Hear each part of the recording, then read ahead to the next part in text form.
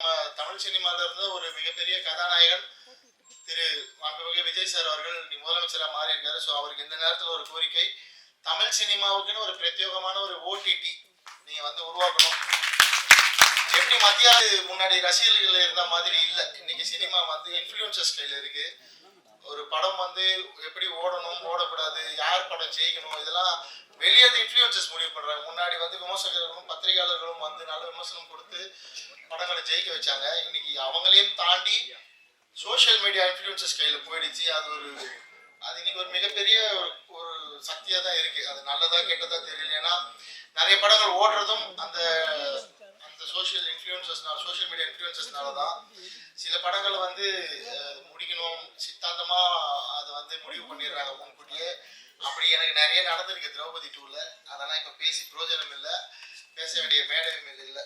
So ஆனால் ஓடிடியில் கொண்டு சேர்க்கணும் அந்த படத்தை. அங்கேயுமே எனக்கு அரசியல் நிறைய தலையிட்டு திரௌபதி 2 ஓடிடியிலும் கொண்டு வர முடியல. அதனால இந்த இடத்துல ஒரு முக்கியமான கோரிக்கை வச்சிடறேன். மத்திய அரசுல வேவ்ஸ் அப்படின்ற ஒரு ஓடிடி இருக்குது. நம்ம தமிழ் சினிமாலே எத்தனை பேருக்கு தெரியும் தெரியல, பேரரசு சாருக்கே தெரியுமான்னு தெரியல. அரசாங்கத்தின் சார்பில் 2024ஆம் ஆண்டு வேவ்ஸ் அப்படின்னு ஒரு ஓடிடி பிரச்சார் பாரதி அபிஷியலாவே லான்ச் பண்ணி இன்னைக்கு அதுல ஆயிரக்கணக்கான படங்கள் இருக்கு. ஹிந்தி படங்கள், மராத்தி, கன்னடா படங்கள் வரைக்கும் அதுல போயிட்டு நிறைய பேர் அதுல எதுவும் காசு கொடுக்க மாட்டாங்க. நீங்க எல்லா படத்தையும் அதுல போயிட்டு ஸ்ட்ரீம் பண்ணலாம். ஒரு ஹவருக்கு 6 ரூபாய் கொடுப்பாங்க. மக்கள் படம் பார்த்தா கவர்மெண்ட் அதை பே பண்றாங்க.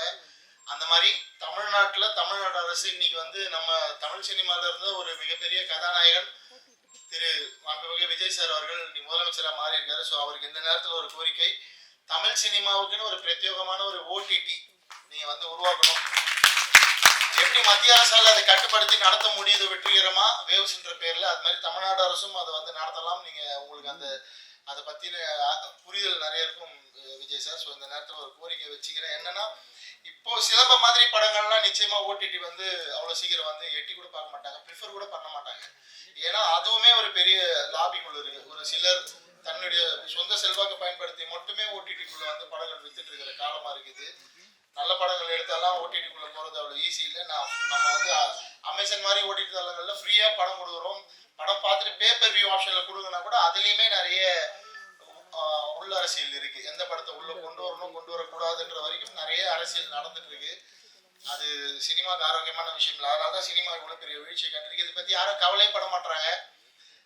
எந்த ப்ரொடியூசர் சங்கத்துல தலைவராக இருக்கவங்களோ நிர்வாகியா இருக்கவங்களோ இது ஒரு பெரிய விஷயமா எடுத்துக்க மாட்டாங்க. அவங்களோட பிரச்சனையோட தாண்டி கடந்து போயிடுறாங்க.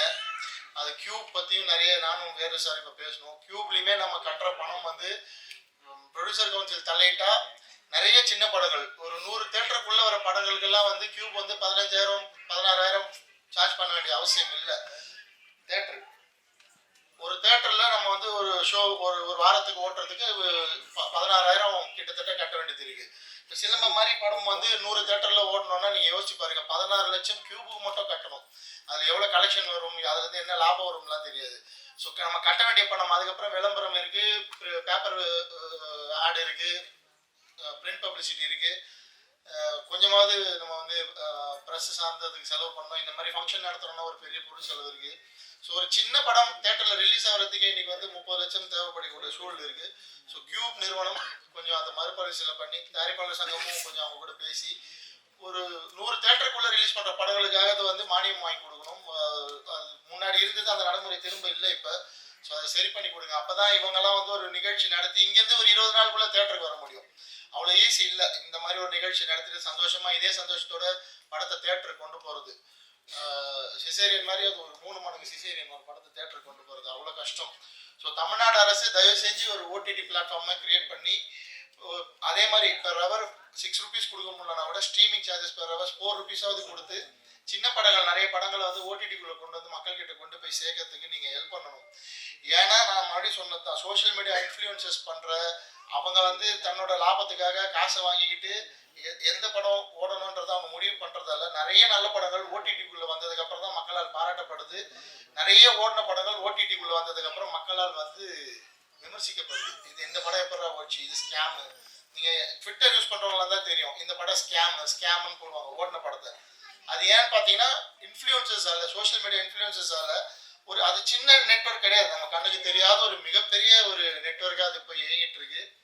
நான் பாதிக்கப்பட்டிருக்கேன். திரௌபதி திரைப்படம், திரௌபதி 2 திரைப்படம் கிட்டத்தட்ட ஒரு குறைஞ்சது ஒரு 400 இன்ஃப்ளூயன்சர்ஸ் ஒரு இன்னைக்கு தோத்துட்டாங்க அந்த கட்சி. ஸோ அவங்க சைட்ல இருந்து கட்சின்னு இல்லை, கட்சியில் இருக்க சில நபர்கள் அவங்களோட சொந்த சிந்தனைக்காக அதை பயன்படுத்தி ஒரு படத்தையே வந்து மக்கள் கிட்ட கொண்டு போய் சேர்க்காம அவ்வளோ நெகட்டிவ் ரிவ்யூஸ் வந்து பிளான் பண்ணி கொண்டு போய் சேர்க்க முடியுது. மக்களும் அதை நம்புறாங்க. ஏன்னா நம்ம அதே பழகிட்டோம். புக் மை ஷோல என்ன ரேட்டிங் இருக்கு. இப்போ இந்த சிலம்பம் படம் ரிலீஸ் ஆகிறதுக்கு அன்னைக்கே வந்து என்னால இவர் ஒரு 1 லட்ச ரூபா செலவு பண்ணாருன்னா புக் மை ஷோல என்னால 9.5 ரேட்டிங்ஸ் வாங்கி தர முடியும். அப்படி ஒரு ஆப்ஷன் இருக்கு. ஆனா நம்ம மக்கள் வந்து அந்த ரேட்டிங்ஸ் தான் நம்புறாங்க. அதெல்லாம் இன்ஃப்ளூயன்ஸ் மார்க்கெட்டிங். பணம் இருக்கிறவங்க, பெரிய பணம் செலவு பண்றவங்க, ஒரு 50 கோடி 60 கோடி படம் எடுக்கிறவங்க ஈஸியா 6 கோடி ரூபாய் செலவு பண்ணி அவங்களால மார்க்கெட் பண்ண முடியும். இந்த மாதிரியான படங்கள், இந்த பிரசாத் லேப் வந்து கிட்டத்தட்ட ஒரு மாசத்துக்கு 25 படங்கள் பாக்குது. அவங்களாம் வந்து எப்படி தியேட்டர்ல போய் படத்தை ஓட்ட முடியும்? ஸோ இதெல்லாம் புரிஞ்சுக்கணும். இதெல்லாம் எங்க பேசுறது தெரியல. இந்த மாதிரி மேடை கிடைச்சாதான் பேச முடியும். ஸோ இவ்வளவு பேர் கஷ்டப்பட்டிருக்காங்க. இந்த கனவுகள் எவ்வளவு இருக்கும். அத்தனை சிலம்பம் பயிற்சி பெற்ற மாணவர்களுக்கு வந்து இதில் நடிச்சிருக்காங்க. நம்மள மக்கள் கொண்டாடிக்க மாட்டாங்களான்னு எவ்வளவு கனவு இருக்கும். அதெல்லாம் நீங்க எப்படி சாத்தியப்படுத்த போறீங்கன்னு தெரியல. ஆனா படம் முடிஞ்சு இதுக்கு பல பேர் ஒத்துழைச்சிருப்பாங்க, பல பேர் உதவி பண்ணியிருப்பாங்க. மியூசிக் டைரக்டர் சார் வந்து எவ்வளவு குவாலிட்டி ஒர்க் பண்ணியிருக்காரு. அவர் பேசுறப்பே தெரியுது அவரோட குவாலிட்டி. கேமராமேன் ஆகட்டும், ஒர்க் பண்ண ஒரு சின்ன ஒரு டெக்னீஷியன் வரைக்குமே சொல்றேன். ஒரு ஆர்ட் டிபார்ட்மெண்ட் ஒர்க் பண்ண ஆர்ட் செட் அசிஸ்டன்ட் வரைக்கும் எவ்வளவு இதுக்கு வந்து ஒத்துழைச்சிருப்பாங்க. அவ்வளவு பேரோட கனவும் அவ்வளவு பேருடைய உழைப்பும் வெற்றி பெறணும்.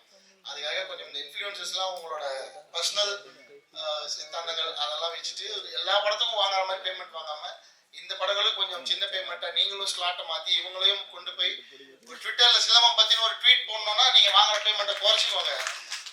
நீங்க நல்லா இருக்கணும்னா சினிமா நல்லா இருக்கும். சினிமா தான் உங்களுக்கு வந்து சோறு போடுது. அதை வந்து மைண்ட்ல வச்சுக்கோங்க. ஸோ இன்ஃப்ளூயன்சஸ்னா நம்ம வந்து பெரிய படங்கள் பெரிய டெக்னீஷியன்ஸ் கூட தான் டிராவல் பண்ணணும், அதுதான் மதிப்பு நினைக்காம சின்ன படங்களுக்கும் தயவு செய்து ஒர்க் பண்ணுங்க. தமிழ்நாடு அரசும் தயவு செய்து ஒரு ஓடிடி ஓப்பன் பண்ணி சினிமா வாழ வைங்க. நன்றி, வாழ்த்துக்கள். மறுபடியும்